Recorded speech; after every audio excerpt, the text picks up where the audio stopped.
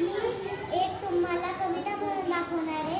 त्या कवितेचं नाव आहे प्रकाशातले तारे तुम्ही. त्या कवीचं नाव आहे उमाकांत कानेकर. प्रकाशातले तारे तुम्ही अंधारावर रसा, कसा मुलांना बसा.